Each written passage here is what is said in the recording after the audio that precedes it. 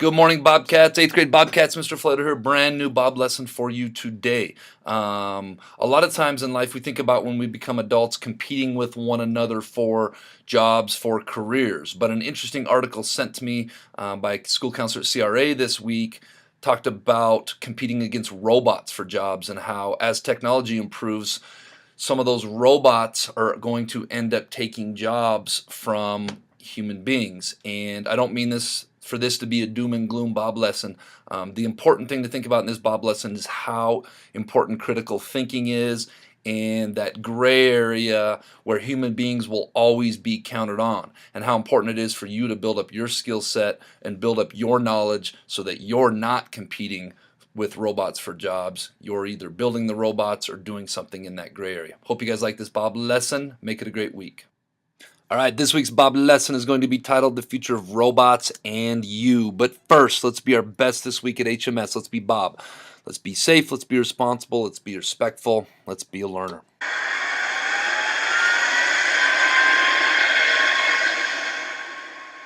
I've hauled containers, I've hauled tankers, I've hauled doubles, hazmat. I got the lights for everything. There's a lot of bad things about it, there's a lot of good things about it. It's not a family life. I was gone 3 weeks out of a month. Mess you up a little bit because you want to be home with your wife and your family. This is totally different. I never thought of a truck driving itself. I mean, how many people have?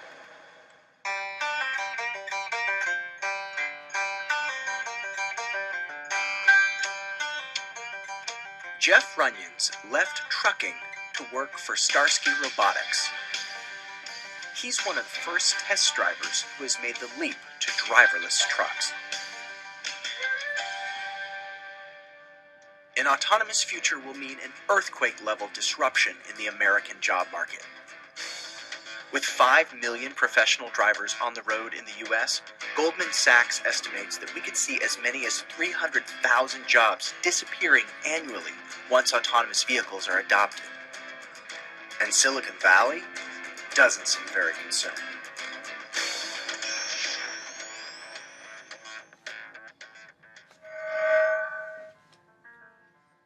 From a pure driver perspective, I think the wave of automation that's coming is very threatening.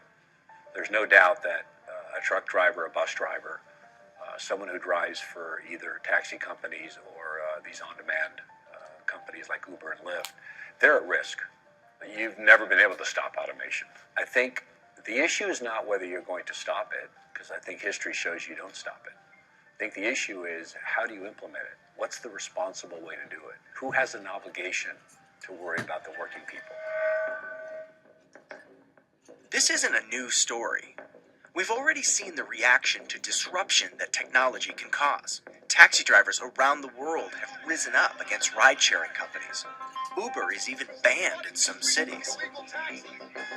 What will happen when millions of jobs go up in smoke? And it's not even a human that's replacing you. We're at the calm before the storm, at the cusp of coming off a major cliff. Autonomous vehicles are going to be the leading edge of that. That is going to be a moment that's going to change us. I think this is going to be the next shoe to drop. Like trucking, ride-sharing companies that employ drivers are moving quickly toward automation. Uber is testing in Pittsburgh, and Lyft has partnered with Ford and Waymo to build a fleet of driverless cars. The big 3 auto companies are investing in driverless technology by spending billions to purchase autonomous driving companies. General Motors acquired Cruise Automation. Ford bought Argo AI, and Fiat Chrysler is partnering with BMW to develop driverless technology. We have to think beyond just working drivers and the auto industry. The ripple effect on jobs could affect almost all of us. If I don't need to stop at a hotel overnight because I'm sleeping in the car, well, what will that do for rest stops and hotels and other industries? If potentially there are fewer crashes, how will that affect my job, my neighbor's jobs, repair jobs, emergency responders? How will that affect the capacity of hospitals? There's delivery people who work for the various delivery companies, and you've got this massive influx of drones that are likely to dot the airspace. As many as 7 million in the sky at one point down the road. So it's pretty mass disruption out there. It's pretty serious stuff, and a lot of people are at risk. Of course, there's a flip side to all this doom and gloom. Jobs as we know them will be lost, but with new technologies comes new opportunities for work. The disruption could cause short-term pain, but it'll increase long-term prosperity. I see this as a positive, and I know it's going to be hard for some people to hear me say this, because obviously if you lose your job, it's not a good thing. But as a society, as we build technology that takes away repetitive, menial work, we've been able to become more and more creative and more educated. Anybody who is employed in driving right now, come to Udacity. We train you to be a software engineer, data analyst, what have you. And many of the jobs that people pick up after coming to us pay six-figure salaries. I kid you not. It's removed from reality, this idea that everybody's going to go to Silicon Valley and be an engineer. The bad news is that there will be an impact on jobs. The good news is that it's going to take quite a few years before we get there. So I think we have the time to put in place some new programs to train these workers to basically, for example, instead of driving a truck day in and day out, you basically go build a sensor, fix it, diagnose it, repair it, and so on. So you could actually end up getting a higher paying job, but one has to be A, willing to actually learn some new skills. B, the government agencies and nonprofit organizations need to basically step in and put these programs in place. That leaves people like Jeff Runyons in Florida, who are already looking for opportunities in the new economy. You got the older gentlemen that's been like myself, they don't like it because I think you're trying to take their jobs. It's going to come one way or another. We may not like it or not, but it's going to happen. All right, one of the main things that video talked about, and that video just took a look at one industry, which was the automobile driving, moving either people or goods from point A to point B. But the larger picture I want you 8th graders to understand today is that as technology improves, there is going to be a higher demand on robots doing jobs. And so future robotic jobs, as we see, are going up. And that can be a very good thing, as the video talked about. Whenever we use robots to do job, they're higher in efficiency, lower in costs. But that also comes at a cost. And the cost that it's coming at is the future demand in the workplace of low-skilled workers. Hypothetically, or in reality, what is going on is low-skilled workers, maybe people that don't have a high skill set, maybe high levels of education, are asked to do menial, low problem-solving, low thought process tasks. And as they do those tasks, those can be replaced by robots, and so those jobs, in a sense, end up going away. If you think about it, we've already seen this a lot. If you look at self-checkout stations at the grocery stores. Now when you go to grocery stores, you see way more self-checkout. That was never a thing until probably 5 or 10 years ago. How about self-purchasing machines at the movie theater? That's something that's fairly new. As we saw from the video, self-driving vehicles. How about email versus post office mail? Post office and mail men and women, those careers have gone down as less people rely on physical snail mail and more people use electronic stuff online. Speaking of electronic stuff online, how about online shopping and having retailers? Retailers are people out there in the store that help you find what you're looking for. A lot of people are going to online shopping, and as you can see, Capitol Hill Mall really no longer is. So these are just some of examples of how this has already started. Wanted to take some key quotes out of the article and share them with you guys as well. It's cheaper to buy a $35,000 robotic arm than it is to hire an employee who's inefficient, making $15 an hour begging French fries. Former McDonald's chief executive Edward Renzi said in an appearance on Fox Business Network in May 2006. The biggest determining factor will be education.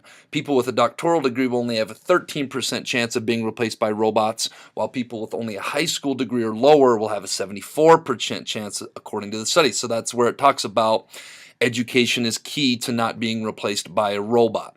Jobs that require only high school degree are most endangered. Take cashiers and toll booth operators, for example. These jobs don't require much human analysis, so are easier for machines to handle. Some toll booth operators have already been replaced by automated systems such as Easy Pass, which are used in 16 states. The Bureau of Labor and Statistics has estimated 80,000 fast food jobs will disappear by 2024. The increase in minimum wage in various states gives companies more reason to replace workers with machines. The fundamental wiring of our brains is the same as it was 100,000 years ago. So that's in our deep nature of value, getting various experiences, empathy, companionship, being heard, acting in groups from other humans. Those are reasons why robots can never fully replace human beings, though. We're confident that the ability to work effectively with people's emotional states and social drives will remain a deeply human skill for some time to come. Another pro of that robots can never take away. Robots are cool, but they're not superhuman. President of the Information Technology Innovation Foundation told CNN there are on average 150,000 hairs on a human head, and each tiny one would need to be cut to an exact length. Will scientists and engineers eventually be able to design a robot that can master those operations? Not likely in our lifetimes. So they're talking about careers there, like in cosmetology, and how some careers can't be replaced by robots. A human touch is essential in healthcare, making roles such as physicians and nurses among the least likely to be replaced by machines. Computers are increasingly good at making medical diagnoses, but patients don't want to get a diagnosis from an impersonal computer. And finally, the time we spend with screens is growing. In-person interactions are decreasing. We know that from technology. Did some Bob lessons early in the year on it. And we are wired to crave them, so we'll value them more highly. And the people who can deliver them are well positioned for the future. So talking about working on communication skills, things of that nature. Super interesting stuff there. I think it's always important to look ahead at the future, and jobs and careers are always changing and evolving, just like so many other things with human beings and technology and just where we're at from year to year, decade to decade. I know from my studies one area or segment of jobs that there are forecasted to be more available jobs when you guys are in the workforce as adults than there are people that can fill them, and that is the trades. The trades are anything hands-on where you learn a specific skill, being a roofer, being a painter, being a carpenter. Those are some examples. And actually, this week, January 16th, which I believe is Wednesday night, there's an 8th grade manufacturing career night that is going on. And so this might be interesting stuff. If you're in Mr. Robertson's tech ed classroom and you enjoy that type of stuff, or you enjoy careers or doing things that are a little bit more hands-on, fixing, building, this may be for you. This may be something that is worth checking out with you in your family. I thought I read on here, maybe not on this one, but on the email, that there was free pizza too. Oh yeah, right there at the top. We will provide free pizza. Over the next decade, 3.5 million manufacturing jobs will need to be filled. 84% of manufacturers agree there's a talent shortage. 90% of Americans believe manufacturing is very important to economic prosperity. Many manufacturing careers require 2 years or less of college, and many just require a high school diploma. I know at Helena High, when we get into the Helena High stuff here coming up next month, there are so many cool things going on, so many cool skills you guys can learn that for a lot of you would be really good intro into careers where you can have a great career as an adult. So Wednesday night, January 16th. If you are interested, I highly recommend that you check this out. All right, that brings us to this week's Jellybean Question of the Week winners, and we didn't have any. I think that question was too hard. I apologize to everybody. Let's try this one out, though. This week's Jellybean Question of the Week is, what are the only 2 things you can't eat for breakfast?